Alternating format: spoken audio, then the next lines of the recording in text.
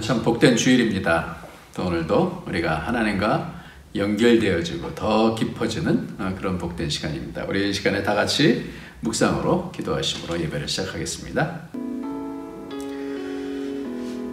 이러므로 우리에게 구름같이 둘러싼 허다한 증인들이 있으니 모든 무거운 것과 얽매이기 쉬운 죄를 벗어버리고 인내로써 우리 앞에 당한 경주를 하며 믿음의 주여 또 온전케 하시는 이인 예수를 바라보자.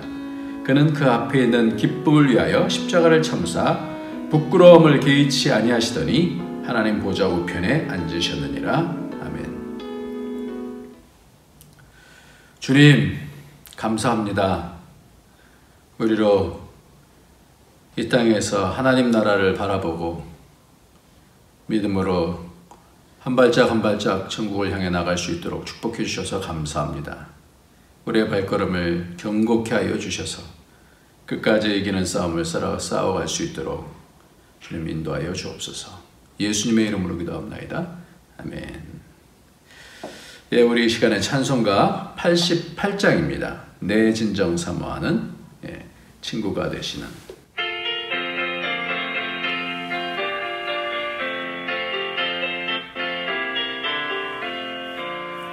내 진정 사모하는 친구가 되시는 구주 예수님은 아름다워라. 산 밑에 백합하여 빛나는 새벽별 주님 형령할 길 아주 없도다. 내 맘이 아플 적에 큰 위로 되시며 나 외로울 때 좋은 친구라. 주는 저 산 밑에 백합 빛나는 새벽별 이 땅 위에 비길 것이 없도다. 내 맘의 모든 염려 이 세상 보랄 때 주님 항상 같이 하여 주시고 시험을 당할 때에 악마의 계교를 즉심을 늦추사 날 지키시네. 온 세상 날 버려도 주 예수 안 버려 끝까지 나를 돌아보시니. 주는 저 산 밑에 백합 빛나는 새벽별 이 땅 위에 비길 것이 없도다. 내 맘을 다하여서 주님을 따르면 길이 나를 사랑하리. 물이 두렵지 않고 창검이 겁없네. 주는 높은 산성 내 방패시라. 내 영혼 먹이시는 은혜 누리고 나 친히 주를 뵙기 원하네. 주는 저 산 밑에 백합 빛나는 새벽별 이 땅 위에 비길 것이 없도다.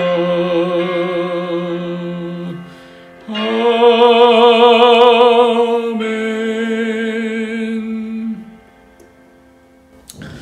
이 시간에는 우리가 주님 앞에 회개하는 그런 시간입니다. 복된 시간입니다. 이 시간 주님께서 우리의 죄와 사망의 권세를 깨뜨려 주신 복된 시간입니다.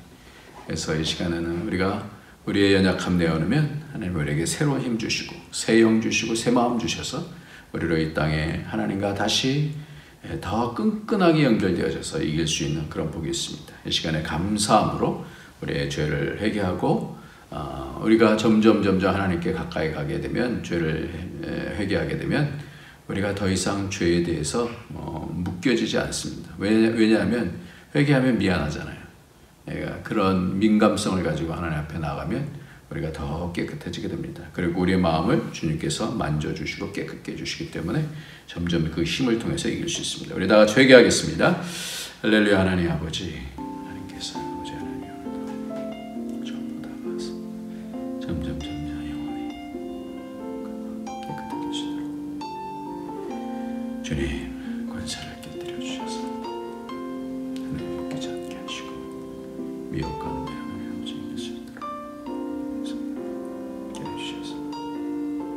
아버지 찾으셔서 하나님 아버지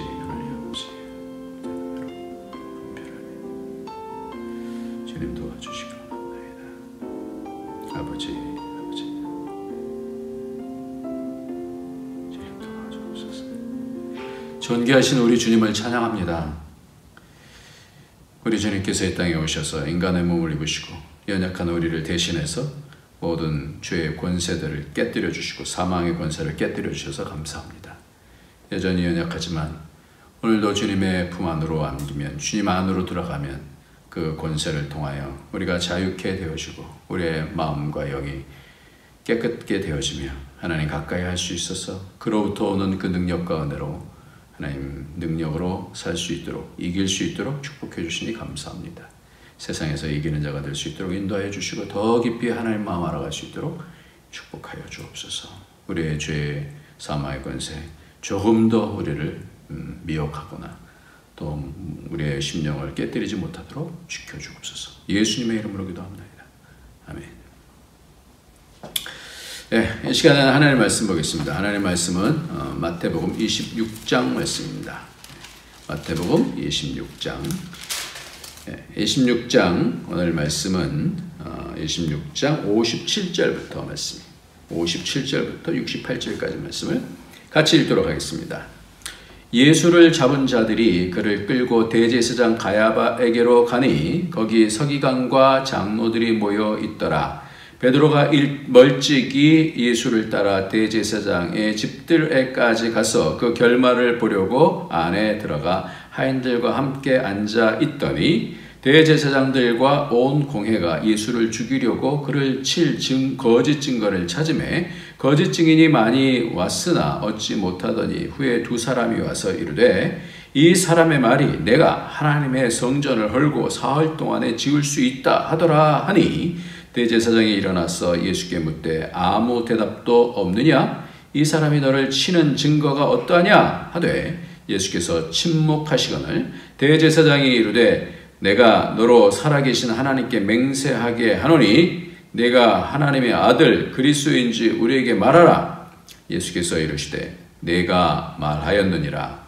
그러나 내가 너에게 이르노니 이후에 인자가 권능의 우편에 앉아 있는 것과 하늘 구름을 타고 오는 것을 너희가 보리라 하시니 이에 대제사장이 자기 옷을 찢으며 이르되 그가 신성모독하는 말을 하였으니 어찌 더 증인을 요구하리요? 보라 너희가 지금 이 신성모독하는 말을 들었도다. 너의 생각은 어떠하냐? 대답하여 이르되 그는 사형에 해당하니이다 하고 이에 예수의 얼굴에 침 뱉으며 주먹으로 치고 어떤 사람은 손바닥으로 때리며 이르되 그리스도야 우리에게 선지자 노릇을 하라. 너를 친 자가 누구냐? 하더라. 아멘. 네, 오늘 말씀은 십자가를 이긴다는 것, 그리고 가로 열고 공회 앞 가로 닫고 이런 제목으로 같이 말씀을 나누겠습니다.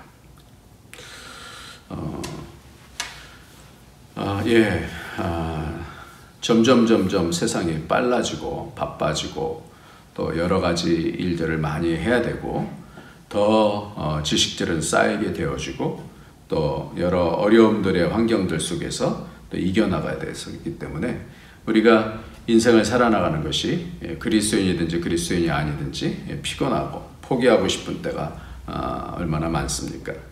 그래서 곳곳에 무늬만 그리스도인으로 살게 되는 유혹들이 처처에 많이 있습니다. 그리고 가난한 성도들, 안 나가는 성도들도 점점 많아지는 것이 사실입니다. 왜요? 피곤하고 낙심되는 그런 과정들이 참 많이 있기 때문에 그렇습니다. 오늘 그런 가운데 베드로가 오늘 또 등장하게 되어지는데 이렇게 신앙이다라고 하는 것은 참 그 길이 참 여러 갈래가 있는 것 같습니다. 그러니까 어떻게 포기하지 아니하고 끝까지 낙심치 않는 그런 신앙으로 우리의 인생의 길을 갈 수 있는가? 십자가를 어떻게 져야 되는가? 십자가가 주님에게는 어떻게 그 부분을 감당하셨나? 우리는 어떻게 그 부분을 감당할 수 있나? 하는 이 부분들을 같이 나누고자 합니다. 예전부터 그렇게 노골적으로 말씀한 분들도 있었어요. 목사님, 좀 주일 설교는요, 좀 와서 우아하게 예배드릴 수 있도록 좀 편안하고 좀 마음이 좀 위로가 되는 그런 설교, 몸도 좀 쉬고 마음도 좀 평안하고 편안하고 이렇게 할 수 있도록 그렇게 좀 해주셨으면 좋겠어요. 뭐 단독 뭐 그냥 바로 이런 얘기죠. 우아하게 예배하고 싶어요. 이런 얘기를 참 많이 들었어요. 이 세상에서 살면서도 이제 그런 부분들이 있지 않습니까? 세상에서도 좀 우아하게 좀 살고 싶은. 근데 그것이 교회에 와서도 이렇게 피곤한데 뭐 교회까지 와서 뭐 이렇게 해야 되느냐? 그렇다고 해서 그것이 세상의 현실의 고단함이 없어지는가요? 그렇기 때문에 우리는 우리 인생에 있어서의 여러 가지 어려움들을 그냥 좋은 얘기 듣는 것으로 끝나는 것이 아니라 주님이 어떻게 이기셨는가, 오늘 그 부분을 좀 봤으면 좋겠습니다. 오늘 이 부분 가운데 있어서 베드로 같은 경우도 오늘 말씀을 보면 베드로가 58절 말씀에 베드로가 일찍이 예수를 따라 대제사장의 뜰에까지 가서 그 결말을 보려고 그랬어요. 그 결말을 보려고. 그가 보고 싶은 것이 있었죠. 주님이 어떻게 그 길을 가신다고 하는데 자신은 못 가시게 하려고 했는데 주님은 끝까지 가신다 그러는데 그 길이 어떻게 이루어지는가라는 거예요. 그가 오늘 예수님의 여러 가지 마지막 행적을 보게 됩니다. 십자가 앞에서. 오늘 우리도 예수님의 십자가 앞에서의 그 신문 앞에 이제 십자가를 짓기 바로 전에 공회 앞에서 대제사장들이 있는 이 산헤드린 공회라고 이렇게 얘기하는데 이 산헤드린 공회 앞에서의 주님이 신문을 받으시면서 어떻게 그 과정에 대답을 하시는가, 이 부분은 굉장히 중요한 부분입니다. 예수님께서 이 산헤드린 공의회, 그러니까 많은 사람들이 그러니까 유대의 그 종교적이라든지 뭐 유대는 그 이스라엘은 원래 종교 정치가 같이 통합되어 있으니까요. 그런 결정하는 그런 곳은 최고의 회의죠. 최고 회의. 그러니까 거기서 결판을 내면 그대로 따를 수밖에 없는 그 가운데서 주님의 태도는 어떠한가라는 거예요. 오늘 말씀이 바로 그 부분입니다. 주님의 태도는 이 법정과 같은 이런 곳에서 주님의 태도는 완전히 어땠어요? 오늘 말씀을 잘 보면 어떤 부분이 많이 나옵니까? 주님은 완전 수동태예요. 수동태.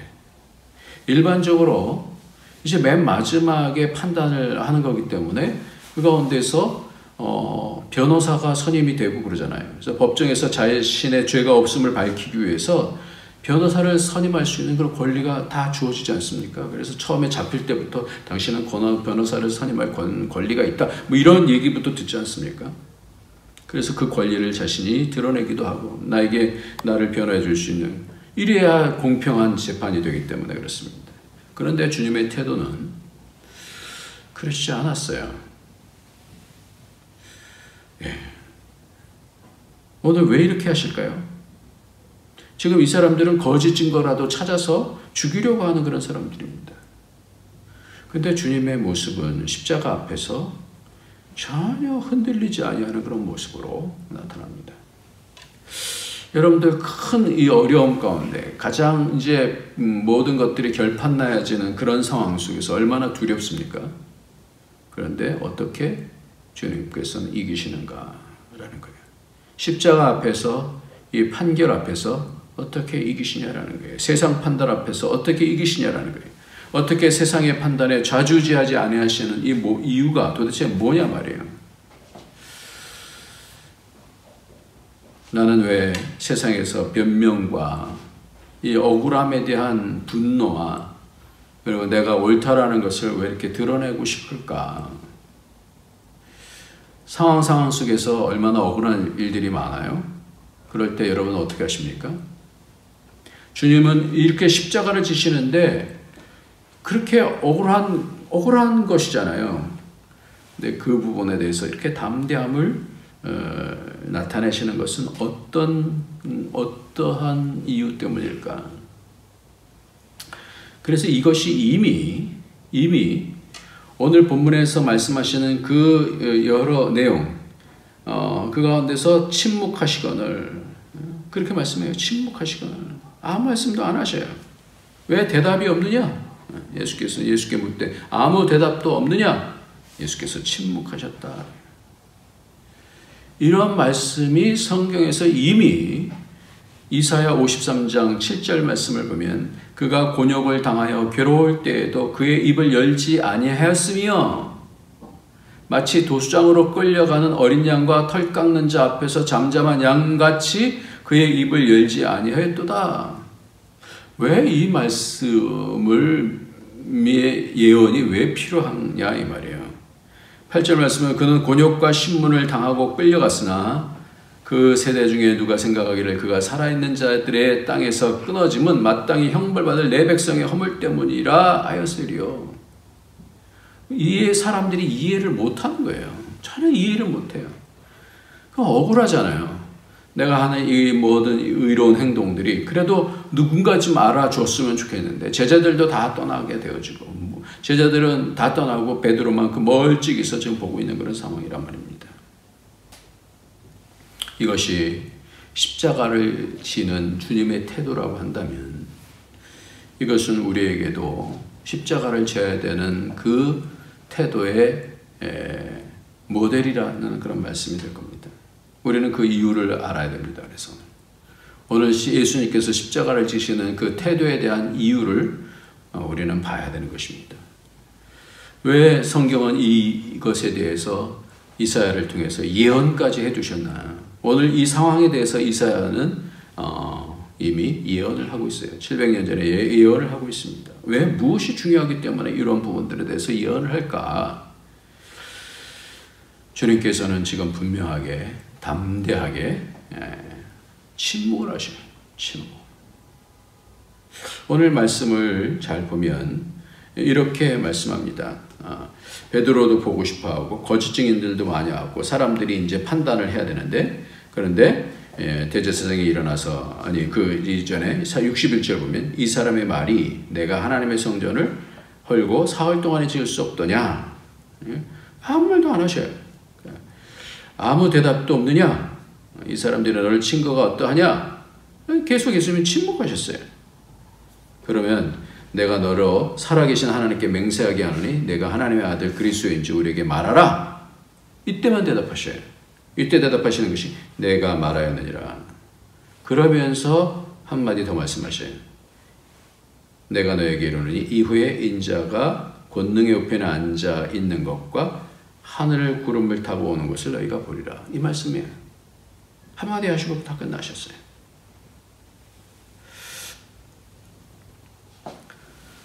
제가 이 말씀을 보면서 참 오래 전에요.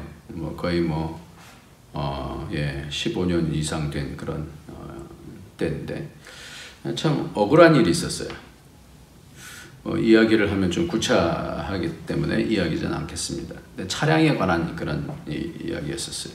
지난주 목요일 날 15,000원 주고 산 차를 이제 폐차했습니다. 15년이 지나서 더 이상 탈 수가 없는 그런 차가 됐습니다. 그 당시에 그때 사람들도 다 잘 몰라요. 모르는 상황 속이에요. 근데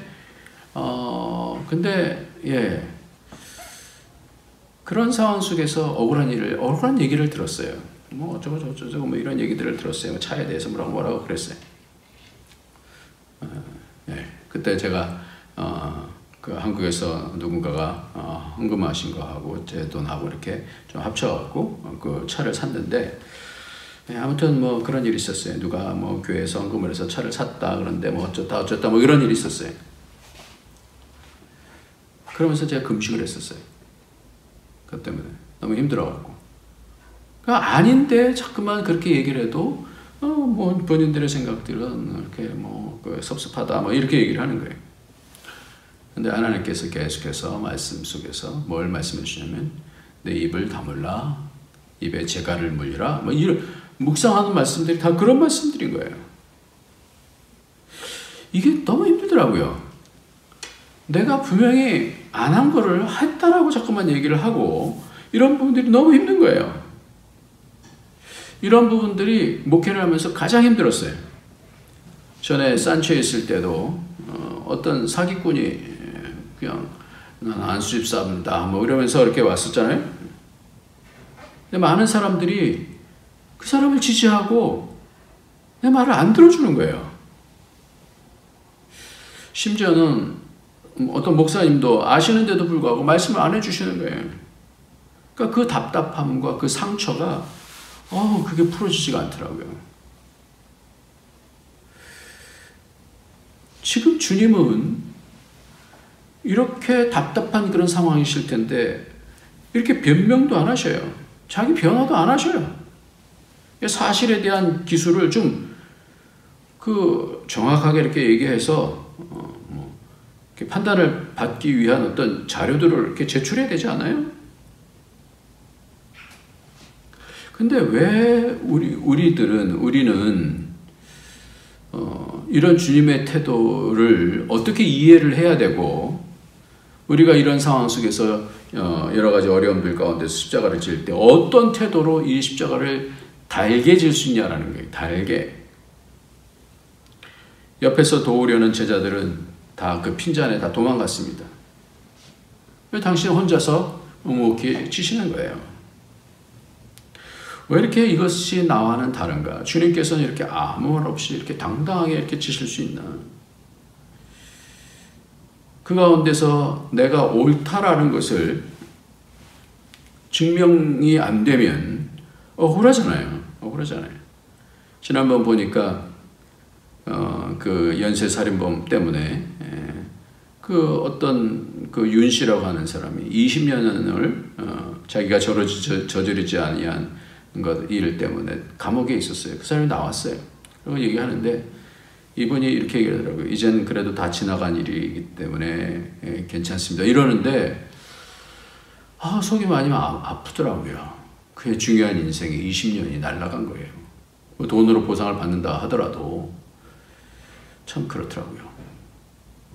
근데 성경의 사람들을 보면 다윗이 회개하고 나서 밧세바를 통해서 낳은 아들이 그렇게 피땀 흘려 회개하고 기도한 후에 하나님께 낫게 해달라고 그렇게 얘기했는데 그가 죽으니까 그가 깨끗이 포기하잖아요. 금식하던 것들을 깨끗이 포기하잖아요.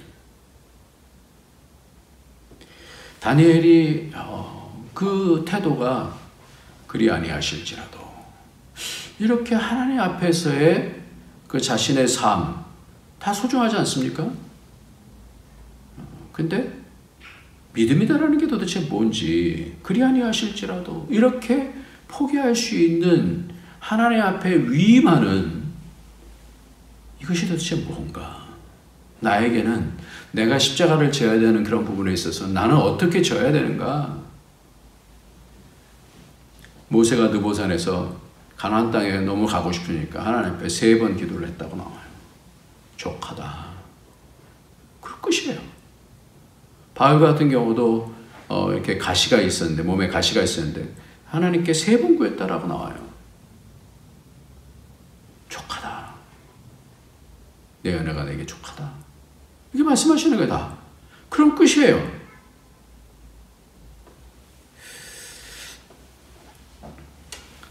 제가 말씀을 준비하다가 이렇게 이런 책들이 있나 이렇게 봤더니 변명하지 않는 그리스도인이라고 하는 그런 책이 있더라고요. 변명하지 않는 그리스도인.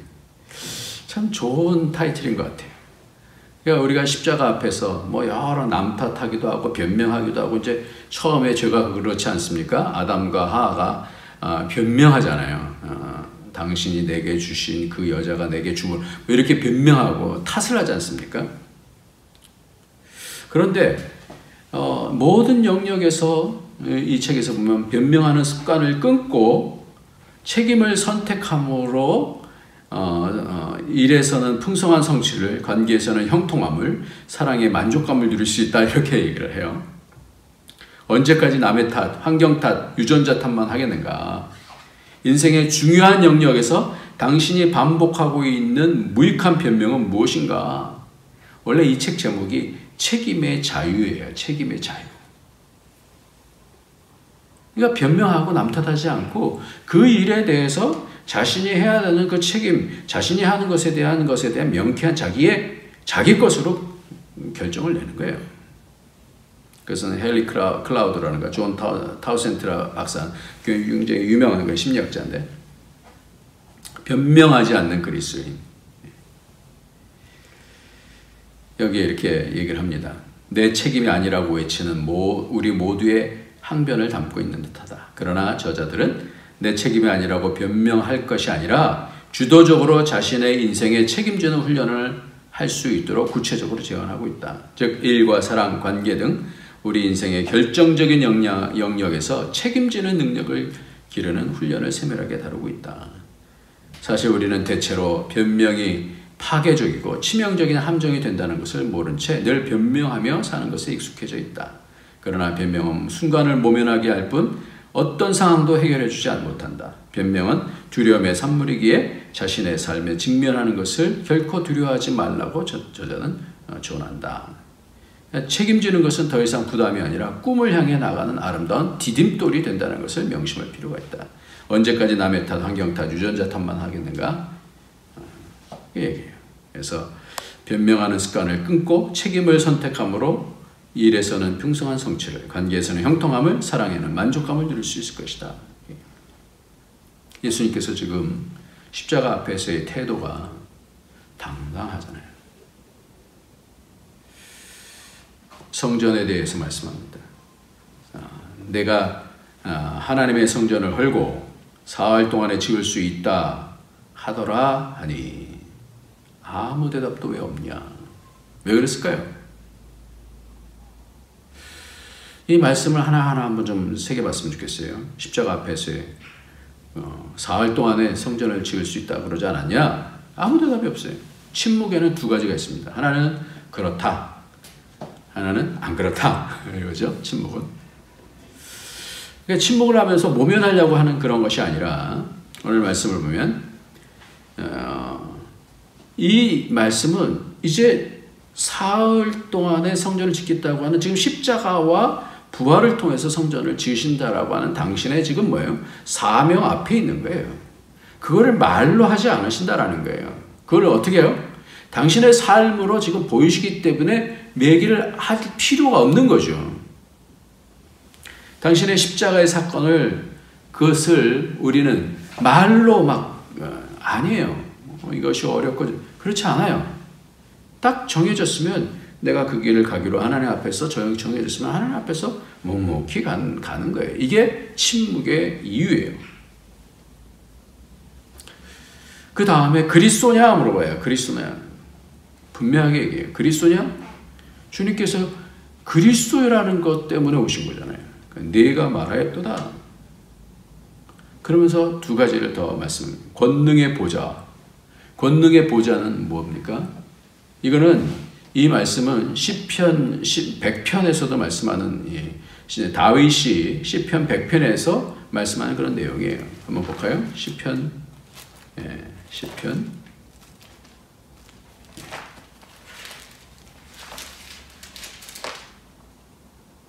100편이 아니네요. 시편 100편이 아니고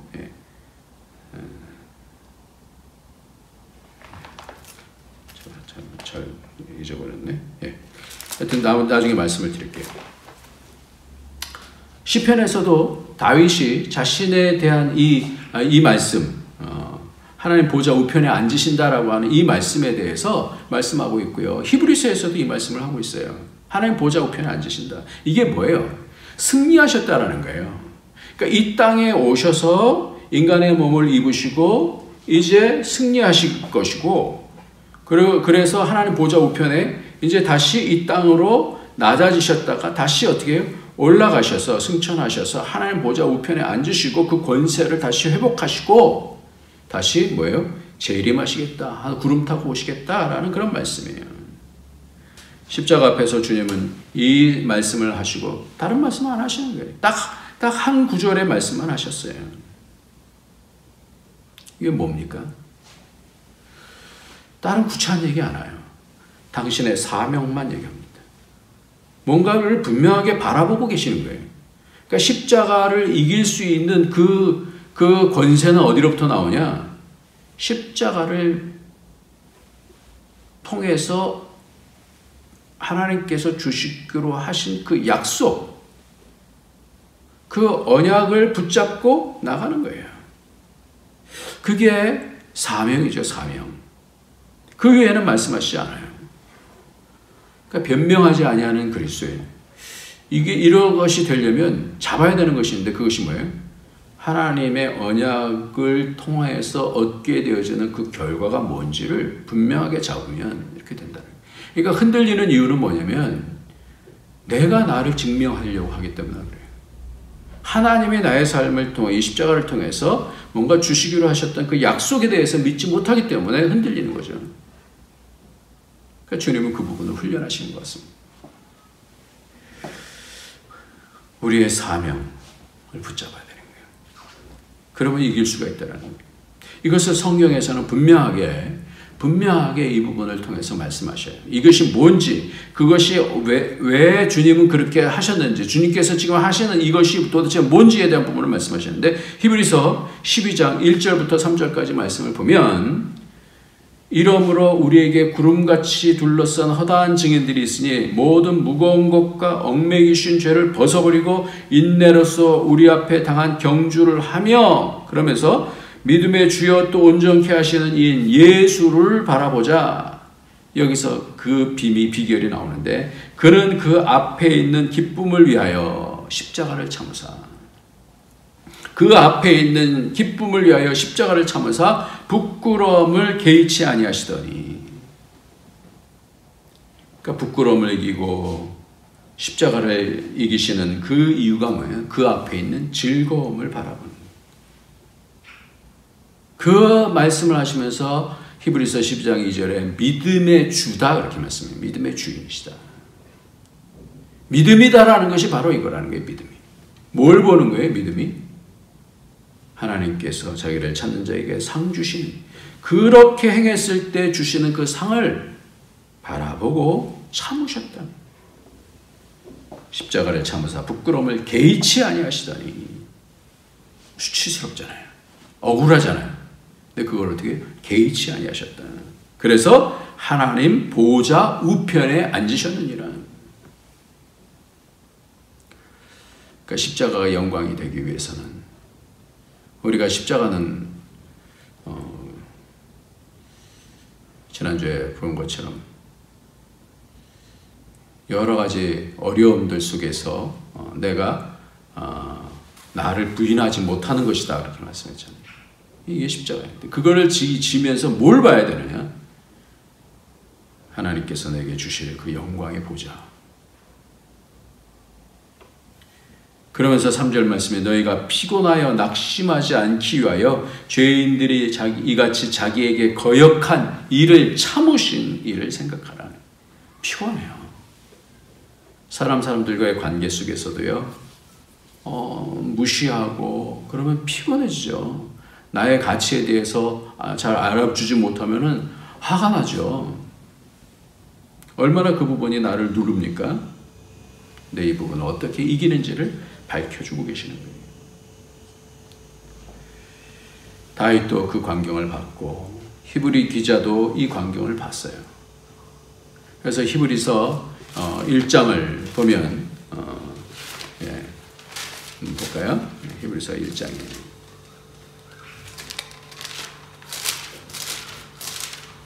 히브리서 1장을 한번 봅시다. 1장이에요.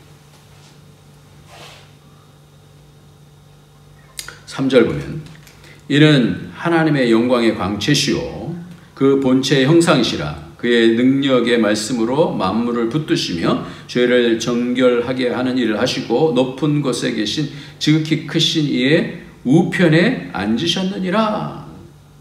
그러면서 13절 중에 어느 때에 천사 중 누구에게 내가 내 원수로 내 발등상이 되게 하기까지 너는 내 우편에 앉아있으라 하셨느냐 이렇게 말씀하죠. 예. 너는 내 우편에 앉아있으라.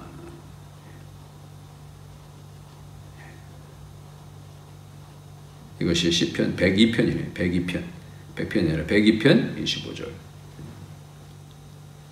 아니, 시편 110편. 예, 죄송합니다. 110편 1절입니다. 110편 1절. 시편 110편 1절.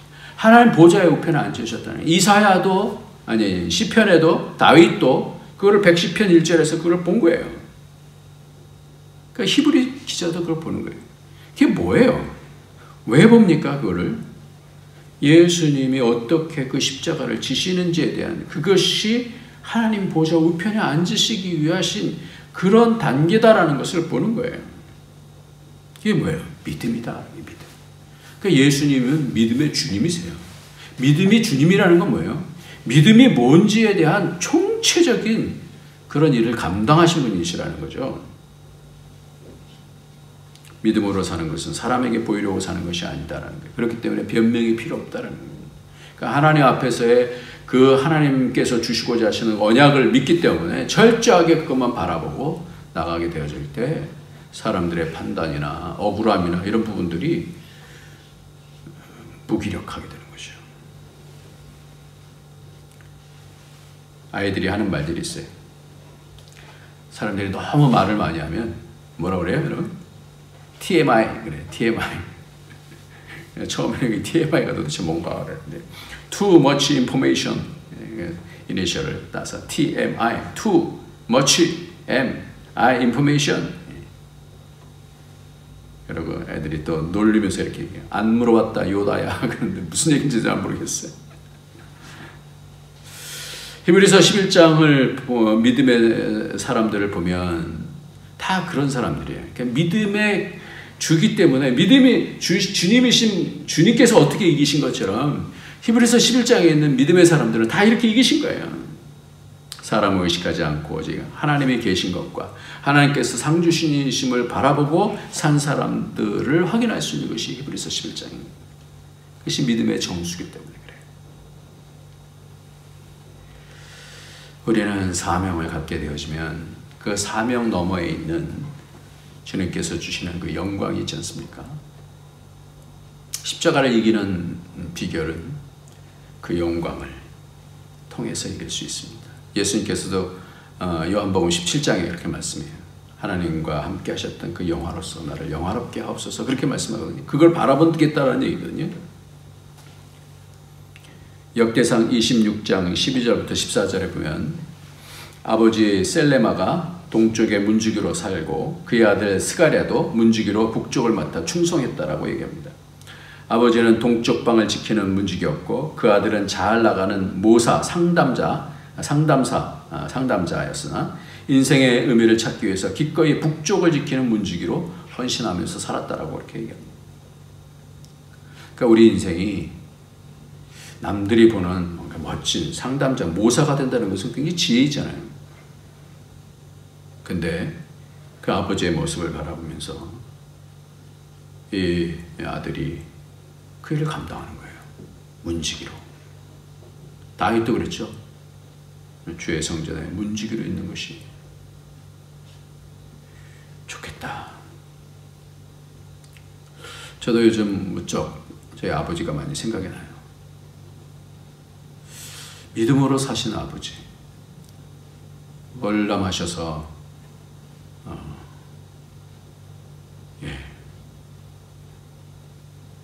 하나님만 바라보고 사셨던 아버지. 그 존귀함, 인생에 있어서 그 존귀함은요, 그거밖에 남지 않더라고요.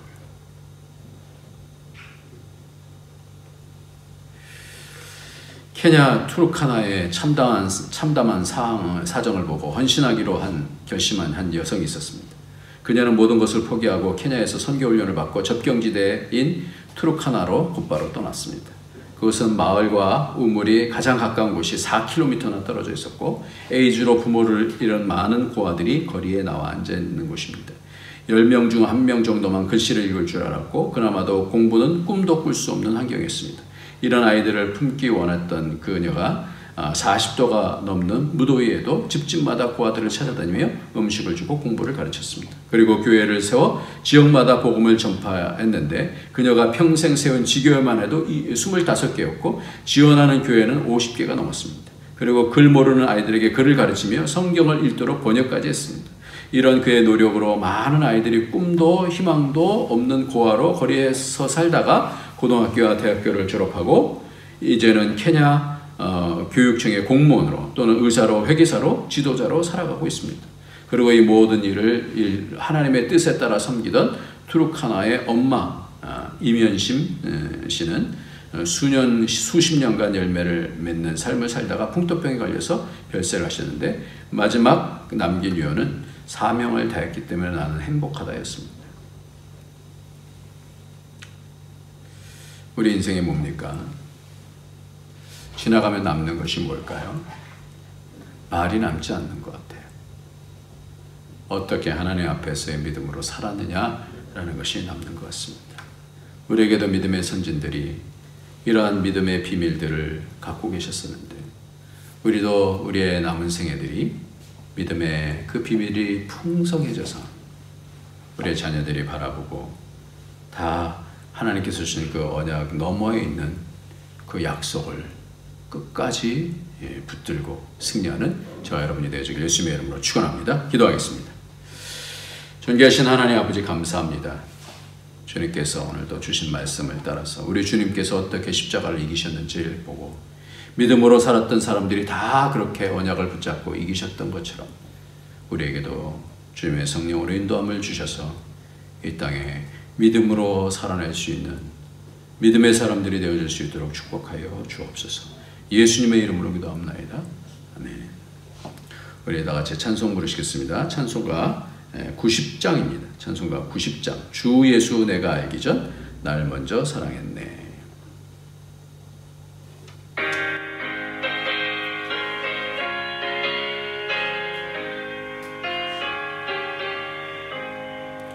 주 예수 내가 알기 전 날 먼저 사랑했네. 그 크신 사랑 나타내 내 영혼 거듭났네. 주 내 맘에 늘 계시고 나 주의 안에 있어 저 포도비유 같으니 참 좋은 나의 친구. 내 친구 대신 예수님 날 구원하시려고 그 귀한 몸을 버리사 내 죄를 대속했네. 나 주님을 늘 믿으며 그 손을 의지하고 내 몸과 마음을 바쳐서 끝까지 충성하리.